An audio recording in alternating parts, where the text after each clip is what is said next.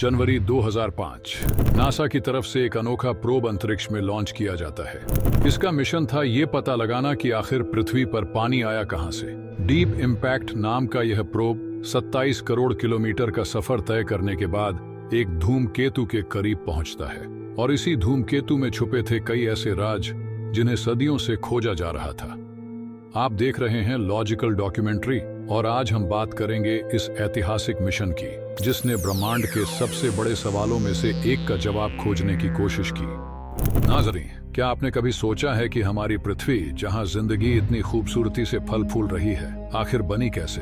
ऐसा लगता है जैसे यह ग्रह इंसानों के लिए ही बनाया गया हो। यहाँ पानी है, हवा है और वो तमाम चीजें मौजूद हैं जो जीवन के लिए जरूरी हैं। लेकिन यह सब हमेशा से नहीं था। आज से लगभग 5 अरब साल पहले हमारी पृथ्वी का कोई वजूद ही नहीं था। जिस जगह आज हमारा सौरमंडल मौजूद है, वहां बस एक विशाल गैस और धूल का बादल फैला हुआ था। इसे मॉलिक्यूलर क्लाउड कहा जाता है। यह कोई साधारण बादल नहीं था, बल्कि इसमें धूल के महीन कण थे जिनमें रेत, सिलिकॉन और धातु के कण भी मौजूद थे। इस बादल का जन्म तब हुआ जब ब्रह्मांड के कुछ प्राचीन तारे अपने जीवन के अंत में फट गए। जब कोई तारा अपने ईंधन को पूरी तरह जला चुका होता है तो वह विस्फोट के साथ नष्ट हो जाता है। इस विस्फोट से उसके अवशेष अंतरिक्ष में फैल जाते हैं और कभी कभी ये टुकड़े नए ग्रहों और तारों के निर्माण की बुनियाद रखते हैं। यह बादल आकार में इतना विशाल था कि अगर इसमें से प्रकाश अपनी यात्रा शुरू करता तो इसे एक छोर से दूसरे छोर तक पहुंचने में 100 साल लग जाते। आसान भाषा में कहें तो यह पृथ्वी और सूर्य के बीच की दूरी से 7 लाख गुना बड़ा था। लेकिन यह बिखरा हुआ बादल आखिर एक ग्रह में कैसे तब्दील हुआ? इसके पीछे थी एक अदृश्य ताकत, गुरुत्वाकर्षण यानी ग्रेविटी। ये वही शक्ति है जो चीजों को नीचे गिराती है, ग्रहों को अपनी कक्षा में बनाए रखती है और ब्रह्मांड को संतुलन में रखती है। स्पेस में किसी भी 2 ऑब्जेक्ट्स के बीच ग्रेविटी काम करती है। जिनका द्रव्यमान ज्यादा होता है उनकी ग्रेविटी भी उतनी ही मजबूत होती है और यही गुरुत्वाकर्षण धीरे धीरे इस विशाल बादल को एक ठोस आकार देने लगा। एक ऐसा आकार जिससे एक दिन हमारा ग्रह पृथ्वी बनने वाला था। मॉलिक्यूलर क्लाउड के कण धीरे धीरे गुरुत्वाकर्षण की ताकत से एक दूसरे से जुड़ने लगे। जो कण बड़े थे उन्होंने छोटे कणों को अपनी ओर खींचना शुरू कर दिया। यह प्रक्रिया इतनी तेज थी कि ये कण लगातार एक दूसरे से टकराने लगे। इन टकरावों से ऊर्जा उत्पन्न हुई जिसने घूमते हुए इस विशाल बादल के केंद्र को गर्म कर दिया। करोड़ों वर्षों तक यह सिलसिला ऐसे ही चलता रहा। मॉलिक्यूलर क्लाउड का केंद्र न सिर्फ बड़ा होता गया बल्कि इसकी गति भी तेज हो गई और इसका तापमान भी लगातार बढ़ता रहा। अंततः एक समय ऐसा आया जब यह विशाल आग का गोला बन गया, हमारा सूर्य। अब जो बचा हुआ मॉलिक्यूलर क्लाउड था वह इसी नवजात सूर्य के चारों ओर घूमने लगा। इसमें मौजूद धूल और गैस के कणों से धीरे धीरे सौरमंडल के ग्रहों, उनके चंद्रमाओं और संभवतः जीवन का निर्माण होने वाला था। लेकिन यह प्रक्रिया शुरू कैसे हुई, यह हमेशा से एक रहस्य बना रहा। लेकिन अब नहीं। 17वीं सदी में जर्मन दार्शनिक इमैनुएल कांट और फ्रांसीसी वैज्ञानिक पियरे साइमन ने इस प्रक्रिया को समझाने के लिए पहली बार एक परिकल्पना प्रस्तुत की। हालांकि तब यह केवल एक विचार था। फिर 1920 और 1950 के बीच जब टेलीस्कोप अधिक उन्नत हुए तो खगोलविदों ने अंतरिक्ष में ऐसे धूल भरे बादलों को देखा जिनमें नए तारों का जन्म हो रहा था। लेकिन इन बादलों के अंदर झांकना तब तक संभव नहीं था। 1970 और 8880 के दशक में रेडियो और इंफ्रारेड टेलीस्कोप की खोज ने इस समस्या को हल कर दिया। अब वैज्ञानिक इन धूल और गैस से भरे बादलों के अंदर भी देख सकते थे। इंफ्रारेड टेलीस्कोप से यह स्पष्ट हो गया कि नए तारे वास्तव में मॉलिक्यूलर क्लाउड्स के भीतर ही जन्म लेते हैं और इनके बचे हुए कणों से ग्रह बनते हैं। पर सवाल यह था कि यह प्रक्रिया आखिर शुरू कैसे होती है। इस पर कई सिद्धांत दिए गए, लेकिन इस रहस्य से पर्दा उठाने वाला निर्णायक प्रयोग 2003 में हुआ। मार्च 2003 में अंतर्राष्ट्रीय अंतरिक्ष स्टेशन पर किए गए एक प्रयोग ने इस सदियों पुराने सवाल का जवाब दे दिया। अंतर्राष्ट्रीय अंतरिक्ष स्टेशन पर एस्ट्रोनॉट डॉन पेटिट अक्सर अलग अलग चीजों पर प्रयोग करते रहते थे ताकि यह समझ सकें कि अंतरिक्ष में उनका व्यवहार कैसा होता है। उन्होंने पानी के छोटे बुलबुले बनाए और उसमें घुलने वाली टैबलेट डाली, रंगीन पानी की भंवरें बनाई और यहाँ तक कि एक प्लास्टिक बैग में नमक डालकर उसे घुमाया। इन प्रयोगों का उद्देश्य कुछ और था, लेकिन अनजाने में उन्होंने एक ऐसे सवाल का जवाब खोज निकाला जिसे वैज्ञानिक सदियों से सुलझाने की कोशिश कर रहे थे। जब नमक को प्लास्टिक बैग में डाला गया और घुमाया गया तो कुछ ही देर में उसके छोटे छोटे कण आपस में चिपकने लगे। वजह यह थी कि अंतरिक्ष में ये कण एक दूसरे को आकर्षित कर रहे थे। वैज्ञानिकों का मानना है कि अरबों साल पहले मॉलिक्यूलर क्लाउड में मौजूद छोटे छोटे धूल और पत्थर के टुकड़े भी इसी तरह जुड़े थे। ये सारे कण सूर्य के चारों ओर एक ही दिशा में घूम रहे थे और धीरे धीरे इकट्ठा होकर बड़े पिंड बनाने लगे। यही वह प्रक्रिया थी जिसने ग्रहों के निर्माण की नींव रखी। करीब 4.5 अरब साल पहले मॉलिक्यूलर क्लाउड में धूल के कण इसी तरह एक समूह में इकट्ठा होने लगे, ठीक वैसे ही जैसे डॉन पेटिट के प्रयोग में नमक के कण एक दूसरे से जुड़ रहे थे। जैसे जैसे यह गुच्छा बड़ा होता गया, इसकी गुरुत्वाकर्षण शक्ति भी बढ़ने लगी। जब इसका आकार लगभग 1 किलोमीटर तक पहुंच गया, यानी किसी बड़े पहाड़ जितना, तो इसकी अपनी ही ग्रेविटी इतनी मजबूत हो गई कि इसने आसपास के और भी कणों को खींचना शुरू कर दिया। ये ठीक वैसा ही था जैसे एक वैक्यूम क्लीनर धूल के कणों को अपनी ओर खींच लेता है। अगले 30 लाख वर्षों तक यह प्रक्रिया लगातार चलती रही। धीरे धीरे मॉलिक्यूलर क्लाउड से उभरते हुए 20 अलग अलग ग्रह बन गए, जो सभी सूर्य की परिक्रमा कर रहे थे। लेकिन जैसे जैसे ये ग्रह बड़े होते गए, उनकी अपनी गुरुत्वाकर्षण शक्ति भी बढ़ने लगी। इसके परिणाम स्वरूप उनकी कक्षाएं अस्थिर हो गईं और वे एक दूसरे को अपनी ओर खींचने लगे। इस गुरुत्वाकर्षण खिंचाव ने इन नवगठित ग्रहों को आपस में टकराने पर मजबूर कर दिया। हर एक टक्कर में 2 ग्रह आपस में मिलकर एक बड़ा ग्रह बना लेते। यह सिलसिला लाखों वर्षों तक जारी रहा और धीरे धीरे सौरमंडल से कई छोटे ग्रह विलुप्त हो गए। अंततः जहां पहले 20 ग्रह हुआ करते थे, वहां अब सिर्फ कुछ ही बचे, मरक्यूरी, शुक्र, मंगल और हमारा पृथ्वी। लेकिन यह पृथ्वी जो अब हमारे लिए जीवन का पालना बनी हुई है, उस समय बिल्कुल अलग थी। यह न तो नीली थी, न ही इसमें जीवन के कोई संकेत थे। इसके बजाय यह लगातार हो रही टक्करों के कारण एक जलती हुई आग का गोला थी। खगोलविदों का अनुमान है कि पृथ्वी को इस स्थिति तक पहुंचने में लगभग 3 करोड़ वर्ष लगे। उस समय इसका तापमान लगभग 5000 डिग्री सेल्सियस था, यानी इतना गर्म कि अगर उस समय यहाँ कोई जीव उपस्थित भी होता तो वह सेकंडों में जलकर भाप बन जाता। अगर पृथ्वी पर जीवन पनपना था तो सबसे पहले इसका तापमान गिरना जरूरी था, लेकिन इससे पहले इसे अपने अस्तित्व के सबसे बड़े खतरे का सामना करना था। एक ऐसा खतरा जो इस नवगठित ग्रह को पूरी तरह नष्ट भी कर सकता था। सोलर स्टॉर्म एक खतरनाक शक्ति। सूर्य से निकलने वाली शक्तिशाली किरणें जब किसी ग्रह के वायुमंडल में प्रवेश करती हैं तो उसे भारी नुकसान पहुंचाती हैं। यही कारण है कि सोलर स्टॉर्म कई ग्रहों के लिए विनाशकारी साबित हुए हैं। इसका सबसे बड़ा उदाहरण है मंगल ग्रह, हमारे पृथ्वी का पड़ोसी। कभी इस पर जीवन पनपने की संभावनाएं थीं, लेकिन सूरज से आने वाले तीव्र सौर तूफानों ने इसके वायुमंडल को नष्ट कर दिया, जिससे जीवन के सभी संभावित अवसर खत्म हो गए। लेकिन सवाल यह उठता है कि जब सोलर स्टॉर्म ने अन्य ग्रहों को बंजर बना दिया, तो पृथ्वी ने इसका सामना कैसे किया? इसका रहस्य छुपा है पृथ्वी के कोर में। जब मॉलिक्यूलर क्लाउड से पृथ्वी का निर्माण शुरू हुआ, तो उसका तापमान बेहद अधिक था। इस उच्च तापमान ने पृथ्वी को एक जलते हुए आग के गोले में बदल दिया, जहां चट्टानें पिघल गईं और उनमें मौजूद भारी तत्व जैसे कि आयरन और निकल भी लिक्विड बन गए। चूंकि आयरन और निकल का घनत्व अधिक होता है, वे पृथ्वी के केंद्र में इकट्ठा होने लगे। जियोफिजिसिस्ट्स का मानना है कि जब भी पिघला हुआ लोहे का द्रव्यमान तेजी से घूमता है, तो वह अपने चारों ओर एक मैग्नेटिक फील्ड उत्पन्न करता है। यही प्रक्रिया पृथ्वी के कोर में भी हुई।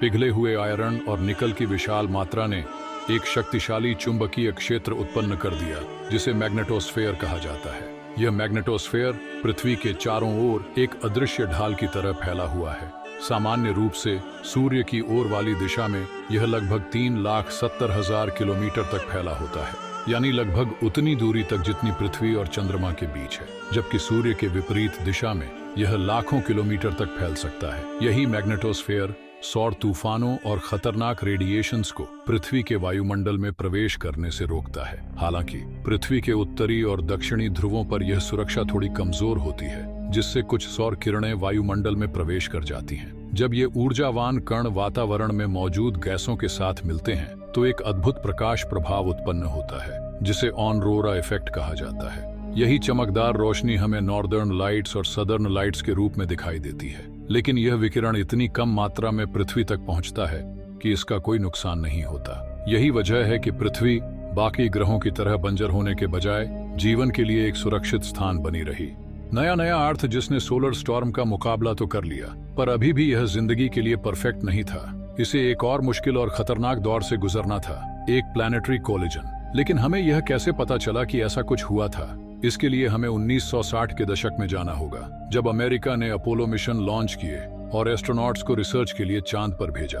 पहले यह माना जाता था कि चांद पृथ्वी का ही एक हिस्सा है जो किसी वजह से अलग हो गया, लेकिन जब एस्ट्रोनॉट्स चांद से पत्थरों के कुछ सैंपल्स लेकर आए तो उनकी संरचना पृथ्वी पर मिलने वाले पत्थरों से काफी अलग थी। ऐसा लगता था जैसे इन पत्थरों को किसी बहुत ही तेज गर्मी में जलाया गया हो। आगे की रिसर्च से पता चला कि चांद और पृथ्वी के पत्थरों में मौजूद ऑक्सीजन आइसोटोप्स एक जैसे हैं।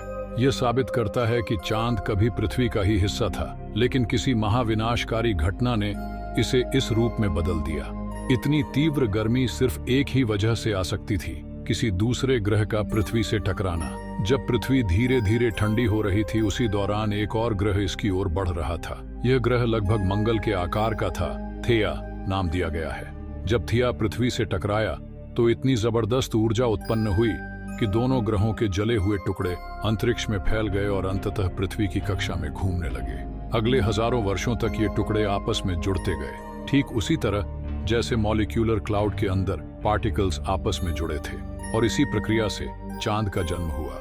पहले चांद पृथ्वी के बहुत करीब था। एक्सपर्ट्स का कहना है कि जितना हमें अभी चांद दिखता है, पहले यह उससे 15 गुना बड़ा नजर आता था।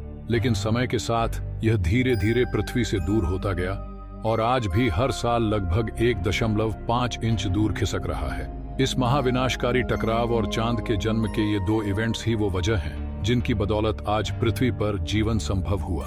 वैज्ञानिक मानते हैं कि अगर ये घटनाएं न हुई होती तो शायद पृथ्वी पर कभी जिंदगी जन्म ही नहीं लेती। जब मंगल ग्रह के आकार जितना एक ग्रह पृथ्वी से टकराया तो इसने पृथ्वी को हल्का सा झुका दिया। यह पहले अपनी धुरी पर सीधा घूम रहा था, लेकिन इस टक्कर के कारण यह 23.5 डिग्री के एंगल पर टिल्ट हो गया। इस झुकाव ने पृथ्वी को अलग अलग तरह के मौसम दिए।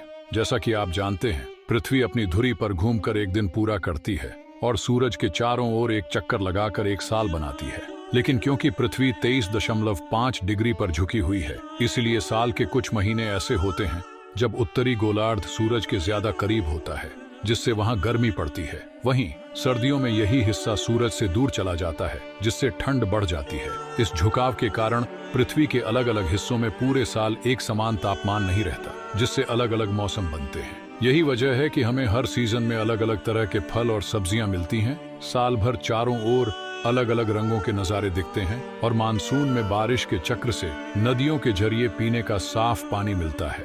इसके अलावा चंद्रमा के बनने की वजह से समुद्र में ज्वार भाटा भी आता है, जो समुद्री जीवों के लिए पोषक तत्वों को फैला देता है। अगर ये लहरें न होती तो समुद्र में पोषक तत्व सिर्फ कुछ ही जगहों तक सीमित रह जाते। लेकिन सवाल ये उठता है कि समुद्र में लहरें तभी बनेंगी जब पृथ्वी पर पानी होगा, और पानी तो जीवन के लिए सबसे जरूरी चीज है। तो आखिर पृथ्वी पर पानी आया कहां से? यह वैज्ञानिकों के लिए हमेशा से एक गहरी मिस्ट्री रही है। इस रहस्य को हल करने के लिए जनवरी 2005 में नासा ने डीप इम्पैक्ट नाम का एक प्रोब अंतरिक्ष में लॉन्च किया। इसे 27 करोड़ किलोमीटर दूर टेम्पल 1 नाम के एक धूमकेतु के पास भेजा गया। इस प्रोब के आगे 350 किलोग्राम का एक कॉपर इम्पैक्टर लगाया गया था, जिसका काम टेम्पल 1 से टकराकर उसमें एक बड़ा गड्ढा बनाना था। और 4 जुलाई 2005 को यह इम्पैक्टर 38,000 किलोमीटर प्रति घंटे की रफ्तार से टेम्पल 1 धूमकेतु से टकराया और उसने उसमें एक विशाल क्रेटर बना दिया।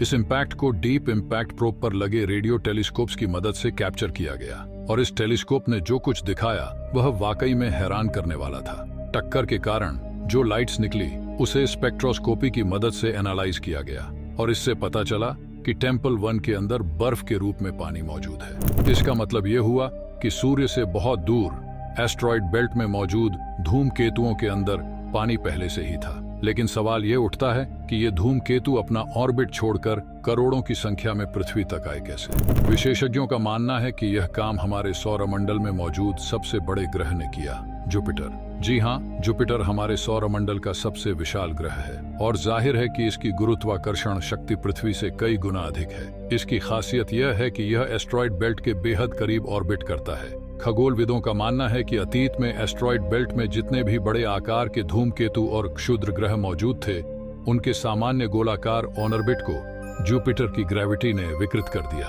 आमतौर पर जब कोई एस्ट्रॉइड सूर्य के चारों ओर एक सही वृत्ताकार कक्षा में घूमता है तो उसे सर्कुलर ऑर्बिट कहा जाता है। लेकिन जब जुपिटर की भारी गुरुत्वाकर्षण शक्ति ने इन्हें अपनी ओर आकर्षित किया तो ये अपने वृत्ताकार ऑर्बिट से निकलकर दीर्घ वृत्ताकार ऑर्बिट में चले गए और जब ये पृथ्वी के रास्ते में आए तो पृथ्वी की ग्रेविटी ने उन्हें अपनी ओर खींच लिया। भूवैज्ञानिकों का मानना है कि शुरुआत में पृथ्वी पर पानी मौजूद नहीं था, बल्कि यह पृथ्वी के बनने के लगभग 50 करोड़ साल बाद यहाँ आया। लेकिन ये हमें पता कैसे चला?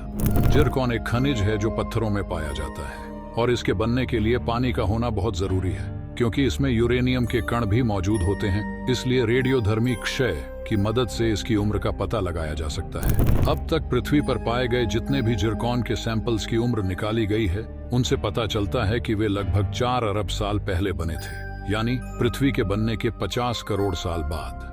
मॉलिक्यूलर क्लाउड से पृथ्वी की उत्पत्ति, मंगल ग्रह के आकार के थिया का टकराव, पृथ्वी का झुकना, चंद्रमा की वजह से समुद्र में लहरें बनना और करोड़ों किलोमीटर दूर स्थित बृहस्पति की वजह से पृथ्वी पर पानी आना, इन तमाम घटनाओं के बाद जीवन के संकेत धीरे धीरे बेहतर होने लगे। इस दौरान पृथ्वी का तापमान भी काफी हद तक गिर चुका था, लगभग 100 डिग्री सेल्सियस तक। लेकिन जीवन के लिए सबसे महत्वपूर्ण चीज अभी भी पृथ्वी के वातावरण में नहीं थी, ऑक्सीजन।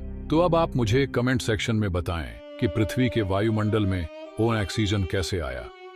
उम्मीद है कि लॉजिकल डॉक्यूमेंट्री की यह वीडियो भी आपको पसंद आई होगी। फिर मिलते हैं अगली शानदार वीडियो में। धन्यवाद।